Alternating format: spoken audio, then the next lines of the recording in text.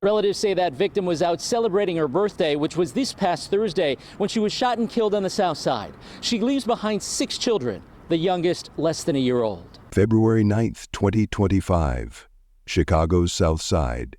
5:23 a.m. Police respond to reports of gunshots on East 79th Street.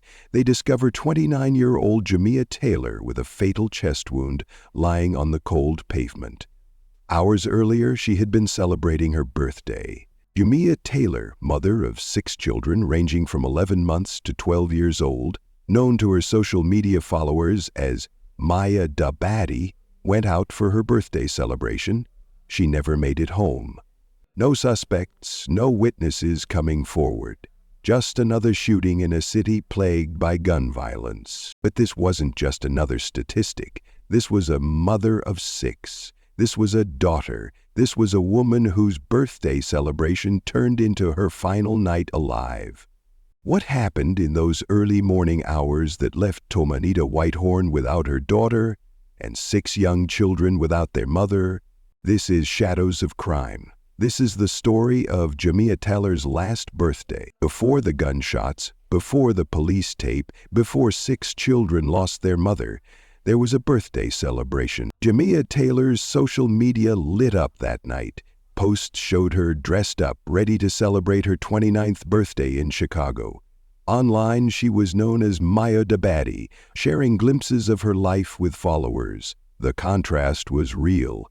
On social media, she projected confidence and style, while at home, she was responsible for 6 children ranging from 11 months to 12 years old. Her life wasn't easy. At 29, raising 6 children meant constant work. According to reports, Jamia worked in retail and security jobs to support her family. Despite these responsibilities, she maintained her social media presence and made time to celebrate her birthday that February night. The evening of February 8th into the early morning of February 9th, 2025, Jamia was out celebrating. News reports confirmed she was with friends, though the exact timeline of her movements that night remains unclear in public records. What we do know is that she was enjoying her birthday celebration, a rare night out for a young mother with significant responsibility. At some point in the early morning hours of February 9th, Jamia separated from her group. Whether this was planned or unexpected isn't confirmed in available reports. What is certain is that by 5:23 a.m. she was alone on East 79th Street in Chicago, where she was shot in the chest. The Chicago Police Department responded to reports of gunshots and found Jamia with a fatal chest wound. Despite emergency response efforts, she was pronounced dead at the scene. The official cause of death? Homicide by gunshot. The investigation began immediately, but faced challenges common to many Chicago shooting cases. Limited witnesses willing to come forward, complex crime scene factors, and the statistical reality of gun violence in the city. Jamia's mother, Tomanita Whitehorn, was left to care for her 6 grandchildren while simultaneously dealing with the shock of her daughter's violent death. News reports captured her grief and confusion as she tried to understand why her daughter had been killed. The fundamental question emerged immediately. Was Jamia Taylor specifically targeted, or was she the victim of random violence? Chicago had seen multiple shootings that same weekend, but the circumstances of Jamia's death, a young mother out celebrating her birthday, shot in the early morning hours, raised questions about whether this was more than just another statistic in the city's struggle with gun violence. As the investigation began, detectives faced a challenging case with few immediate leads. No arrests were reported in the immediate aftermath, leaving Jamia's family without answers and 6 children without their mother. The birthday that should have been a celebration became a tragedy, leaving a family shattered and a community searching for answers about what happened to Jamia Taylor in those final moments on East 79th Street. In the days following Jamia Taylor's death, the investigation faced immediate challenges. According to Chicago Police Department reports, no suspects were identified in the initial investigation and no witnesses came forward with information about the shooting. This silence, whether from fear or lack of observers, created the first major obstacle for detectives. The weekend of February 8 to 9, 2025, was marked by multiple shooting incidents across Chicago. Local news outlets reported that Jamia's death was one of several homicides that occurred during that 48-hour period. This statistical reality threatened to reduce her case to just another number in the city's ongoing struggle with gun violence. No, it still feels like a dream. All of it seemed like it's a dream. She was a wonderful person, kept a smile on her face, good parent, everything. Everything about her was good. For Tomanita Whitehorn, Jamia's mother, the tragedy unfolded in painful stages. According to interviews she gave to local media, she realized something was wrong when Jamia didn't return home from her birthday celebration. The normal morning routine of helping with her grandchildren was shattered by the growing realization that her daughter hadn't come back. "I kept calling her phone," Tomenia told reporters. "It just went straight to voicemail. That's when I knew something was wrong." The notification came, as it always does, with police at the door. While the exact details of this moment weren't publicly shared, news reports confirmed that officers informed Tomandetta of her daughter's death on the morning of February 9th. In an instant, she became not just a grieving mother, but the sole caretaker for Jamia's 6 children. These 6 children, the oldest 12 years old and the youngest just 11 months, faced a future without their mother. Public statements from family members described the children's confusion and grief, particularly the older ones who understood the permanence of their loss. "They keep asking when their mom is coming home," Tomanita said in one interview. "How do you tell a child their mother is never coming back?" The community response was significant. Local news covered vigils held at the site of the shooting, where friends, family, and neighbors gathered to remember Jamia and call for justice. Candles, photos, and birthday balloons created a memorial on East 79th Street where she was found. Community activists pointed to Jamia's case as emblematic of broader issues facing Chicago: gun violence that disproportionately affects young people and parents, leaving families shattered. Several local organizations spoke out, demanding more resources for the investigation and greater attention to the case. A GoFundMe page established for Jamia's children raised thousands of dollars within days, demonstrating the community's desire to support the family she left behind. Local businesses and churches also organized support efforts for Tomanita as she took on the responsibility of raising 6 children alone. As February progressed, the lack of arrests or named suspects fueled growing frustration. What began as a personal tragedy for one family expanded into a community-wide call for answers about who took the life of a 29-year-old mother of 6 on the night she was celebrating her birthday. As weeks passed following Jamia Taylor's murder, the investigation encountered significant obstacles.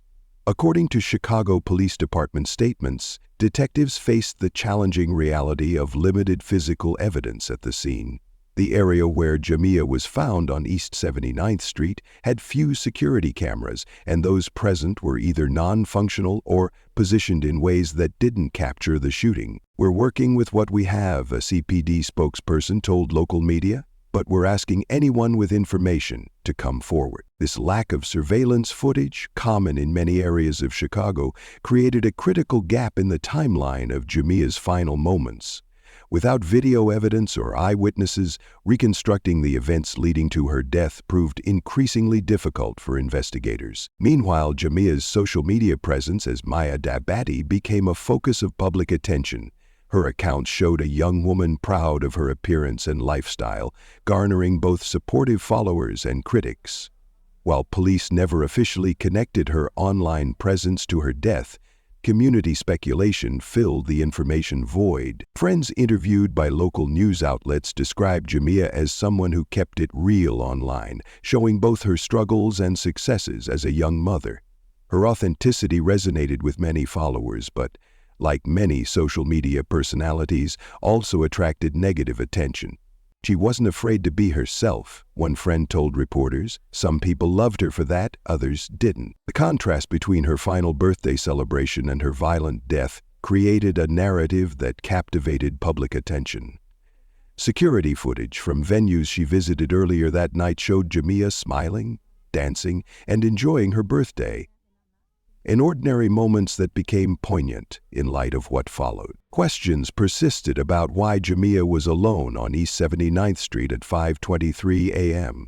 According to friends who were with her earlier in the evening, the group had separated at some point, but the exact circumstances remained unclear in public reports. This missing piece of the timeline, how and why she ended up alone, became central to both the investigation and public speculation. "It doesn't make sense," Tomanita Whitehorn told reporters. "She was always careful. She wouldn't just be walking alone at that hour without a reason." By April 2025, the case had generated significant media coverage but few concrete developments. Chicago police maintained that the investigation remained active, but no suspects had been publicly identified. The reward for information leading to an arrest increased to $10,000 through a combination of city funds and community donations. For Jamia's 6 children and her mother, each passing day without answers deepened the wound.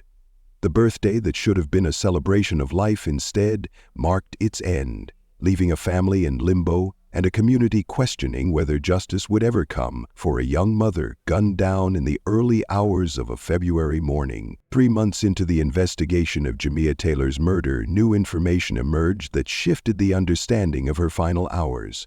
According to police reports released to local media, the location where Jamia was found, East 79th Street, wasn't on a logical route between the venues she visited that night and her home.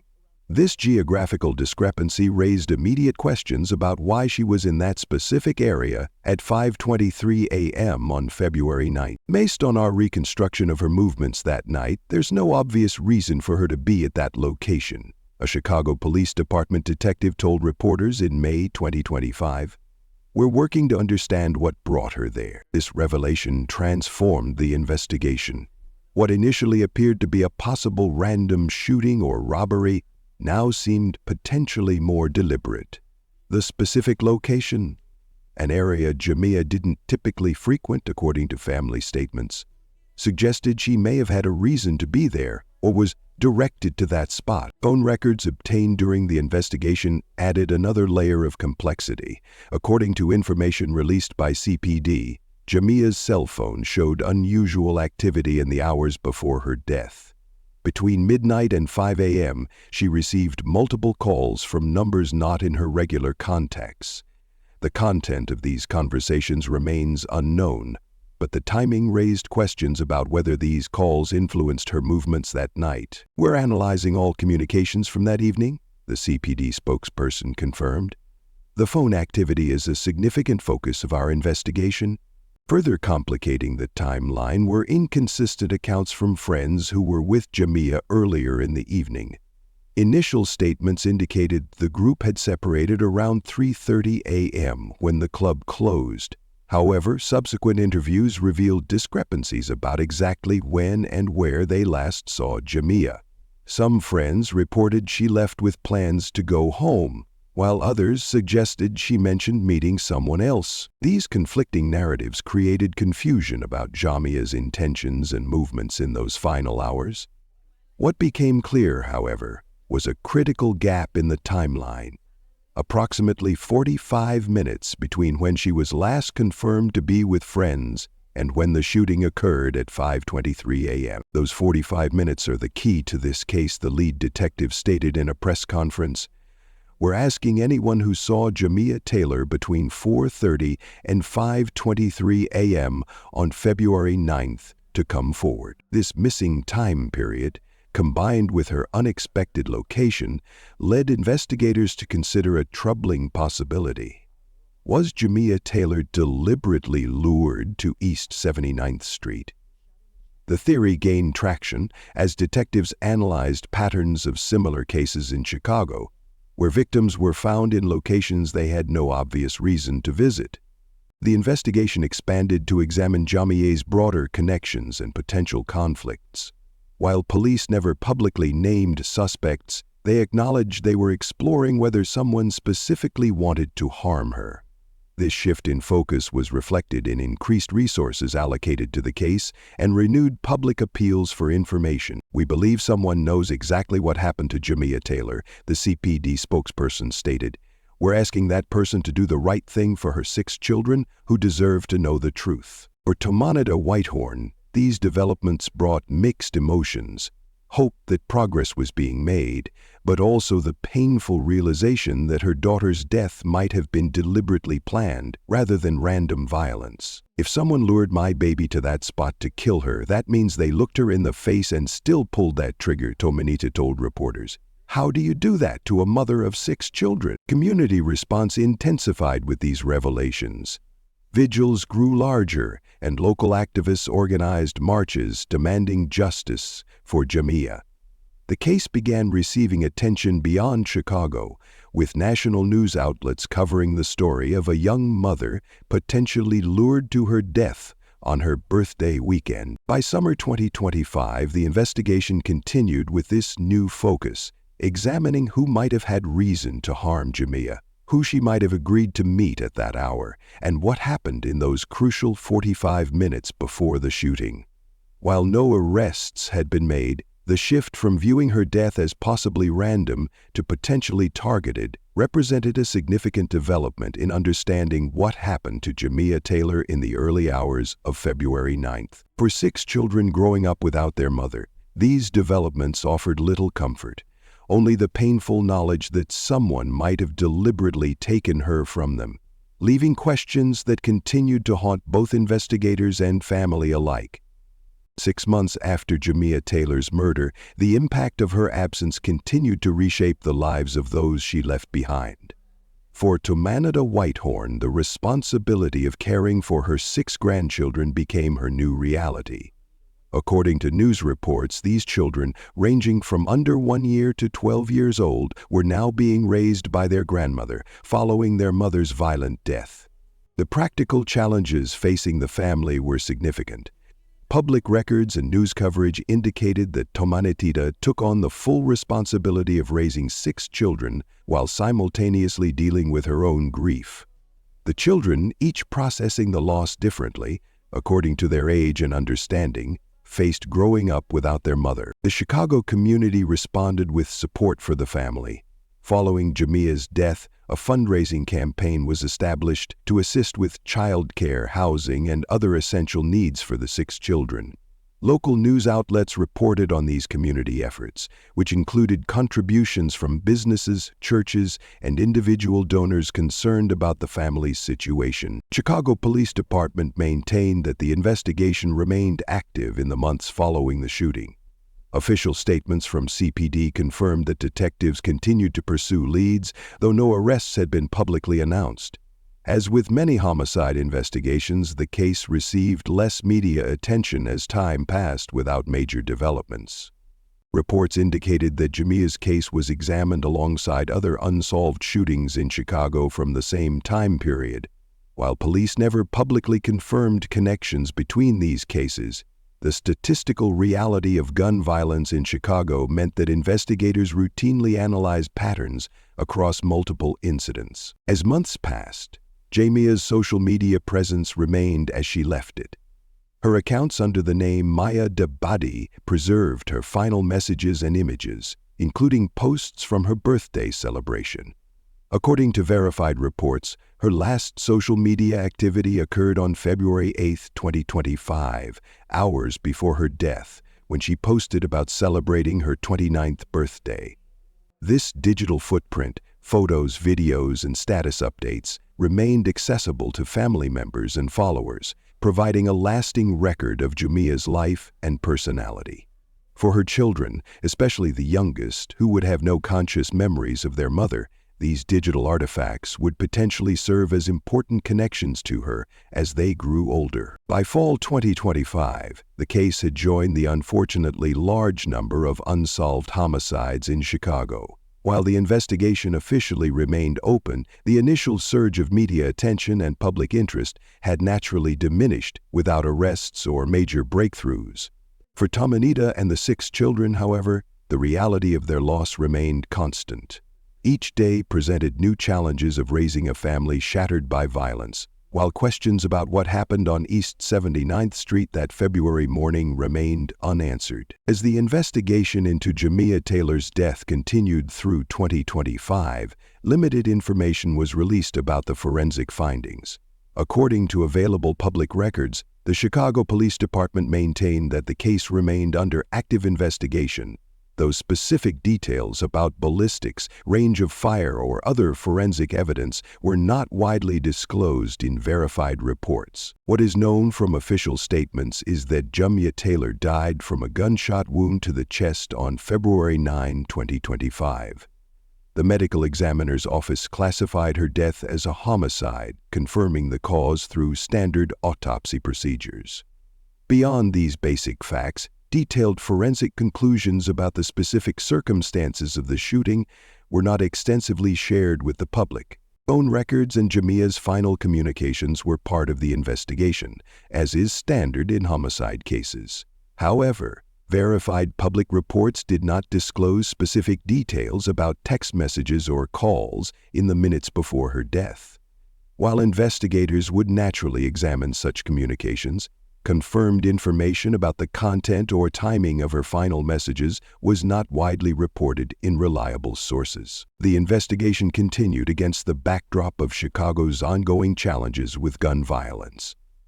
According to city statistics, Chicago faced significant numbers of homicides in 2025, with many cases remaining unsolved. This broader context affected resources, public attention, and the statistical likelihood of resolution for cases like Jamia's. For Jamia's family, particularly her mother Tumanita Whitehorn and her 6 children, the passage of time without arrests or public resolution extended their period of uncertainty and grief. News reports documented the family's continued calls for information and justice, though specific quotes from later in the year were limited in verified sources. Community response to Jamia's case reflected ongoing concerns about gun violence in Chicago, particularly its impact on families and children. Various community organizations continued to reference her story when discussing the human cost of violence in the city, highlighting the 6 children left without their mother. The timing of Jamia's death, during her birthday celebration weekend, remained one of the most poignant aspects of the case covered in media reports. This timing was confirmed in initial news coverage and continued to be referenced in discussions of her case, underscoring the tragic irony that a time of celebration became the end of her life. As 2025 progressed, Jamia Taylor's case joined many others in Chicago awaiting resolution. While the investigation officially remained open, public updates became less frequent, reflecting the common pattern in cases where immediate arrests are not made. For the family and community affected by her death, the fundamental questions about what happened on East 79th Street that February morning remained unanswered in public records. The verified facts of the case, a 29-year-old mother of 6 shot and killed while celebrating her birthday, leaving behind young children and a grieving mother, continued to stand as the confirmed narrative of a tragedy that changed multiple lives and added to Chicago's ongoing struggle with gun violence and its aftermath. In her apartment, according to family members who spoke to local media, Jamia's birthday gifts remained unopened for weeks after her death, tangible reminders of the celebration that turned tragic. These ordinary items, wrapped presents meant for a 29-year-old celebrating another year of life, became symbols of everything taken from her and her family. The investigation into her death officially remains open. Chicago Police Department continues to list her case among active homicides, though no arrests have been publicly announced. Like many unsolved shootings in Chicago, the case exists in a painful limbo, neither closed nor progressing in visible ways. The facts remain stark. A 29-year-old mother of 6, known online as Maya Dabadi, was shot and killed in the early morning hours of February 9, 2025, while celebrating her birthday in Chicago. She left behind 6 children and a mother who continues to seek answers. Who turns a birthday celebration into a funeral? Who took Jamia Taylor from her 6 children? And will they ever face justice? If you have information about what happened to Jamia Taylor on February 9, 2025, contact the Chicago Police Department. Even the smallest detail could be the key to solving this case. Drop your thoughts in the comments. Have you seen similar cases where birthday celebrations ended in tragedy? Do you think Jamia's case will ever be solved? What message would you send to her 6 children growing up without their mother?